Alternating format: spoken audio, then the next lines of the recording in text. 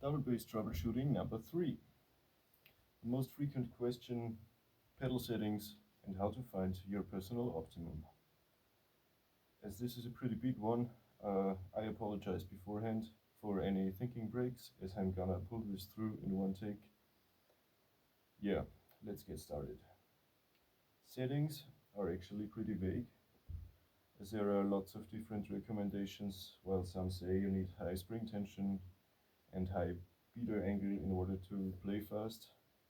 Others again say pedal settings don't matter that much. It's all a question about your technique. Well, in my opinion, all of them are right, but to make serious progress, you might take some certain steps. I mean, there is no blueprint of ideal pedal settings that fits for everybody. Um, it's all dependent on your experience, your personal skill level, the technique you want to apply, and not to forget your own body size, body weight, endurance, and also strength.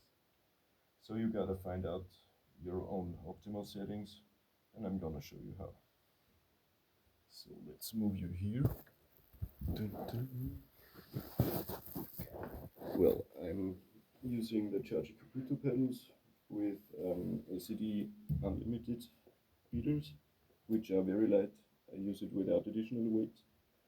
I got my spring tension maxed, so actually they are swinging pretty fast. Not a good idea for beginners actually. So I mean, you don't have to become a scientist in order to play proper double bass, but it always helps to understand the physics behind spring resistance and the motions and also the leverage.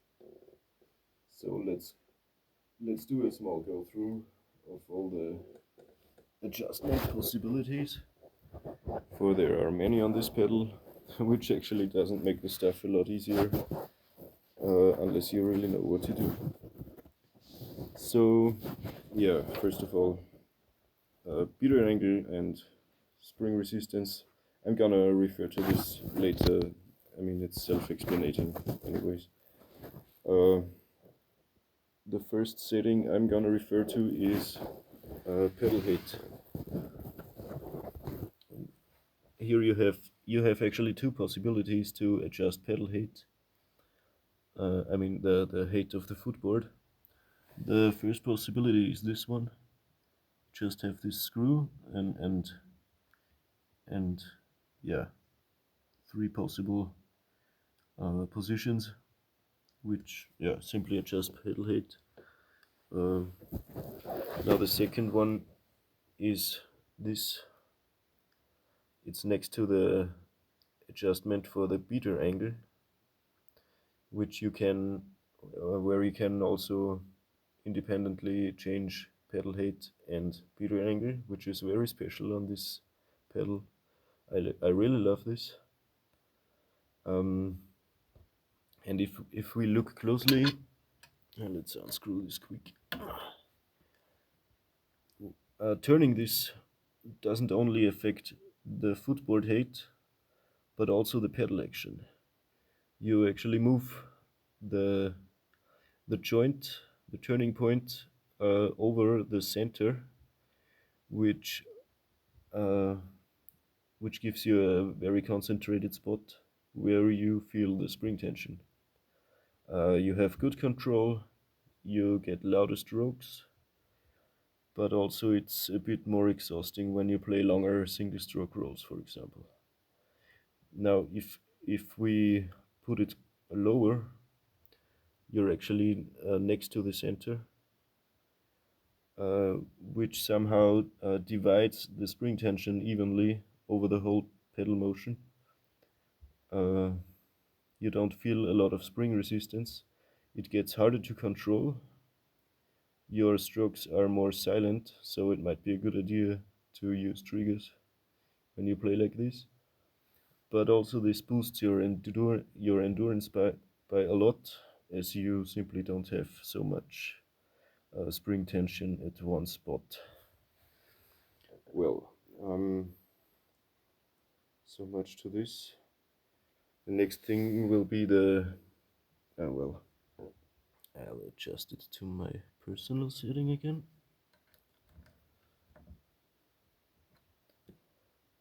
The next adjustment I refer to is the direct drive joint, which is also a pretty cool adjustment. I moved it one position closer to the center. Factory setting would be the third one. While moving it further away, obviously it feels a lot lighter. You don't have to take so much effort for one stroke. Also, you get a bigger motion range, a larger pedal movement when you put it further away. And also, if we have a look at the angle you're playing at, if you follow this, you're more likely to play with your toes when you move it further away from the center. I moved it a bit closer, so this instantly feels like a whole lot of more spring tension. It feels a lot heavier. Also, the motion of the pedal itself gets smaller.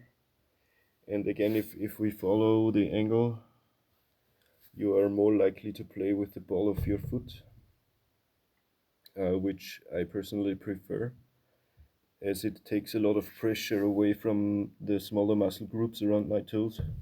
I can play more relaxed and just rely on my ankle. Yeah, again, it's up to you which way you choose. I prefer playing with the ball of my foot. Simple as that. Well, now searching for the right settings. It's gonna be easy after this for you, I hope. Now, starting out, I would recommend just a factory setting, like, I don't know, 45-degree beater angle, medium spring tension, and just try around. Learn how the pedal feels, how it reacts, and try a few different things, different beater angles, different pedal heights, all at medium spring tension, so you easily find the right setting according to your personal anatomy. Now, mount your favorite beaters and start trying around. You can easily invest 1 hour just trying a few different things. You don't even need a metronome for this. Just let the beater swing and yeah, try for yourself. And yeah, this way you learn which circumstances that feel best for you. And once you adjusted the pedal height and the beater angle to your desires, we get to spring tension, which is a bit more tricky. So the following will be a total copy of James Payne's advice. I can simply not address enough to this. It's the best way I found out. So spring tension, you just tap the pedal and leave the beater swing without actually touching the head. It's not necessary. And see if you can keep up with the beater swing. And then you're gonna apply your technique, like, I don't know, straight ankle motion or swivel. So if this feels really out of control, your spring tension might be too high. So you might reduce it a bit. So again, yeah, try around a bit, and like this you will easily find your personal setting that you can work with. So yeah, then you are probably ready to go, ready to practice the hell out of your limits. Now, as all settings and your skill level, they stand in correlation to each other. So once you reach maximum spring tension, if you really go that far, it might be a good idea to again investigate the beater angle and the footboard height. Just change it by a little. I mean, one of these stripes could be really makes a huge difference. Even half a strip will make you notice the difference. And then leave it for a week, practice, and then decide retrospectively if you keep the setting or go back to your old setting. Now also if you decide to move the direct drive joint closer to the center, you might even want to reduce the spring tension, as it instantly feels a lot heavier and harder to control. And then again, practice until you reach maximum spring tension if you really want to go that high. And yeah, that's usually the approach I did, and it worked really good for me. So yeah, and repeat the last steps from time to time, just in case if your skill developed, you might want to know if something feels better than before. And yeah, that's pretty much it. And important, note your settings that work best for you, so you can always go back there if you're in doubt. So yeah, that's pretty much it. I hope you like this little journey. Try it out for yourself and have fun practicing.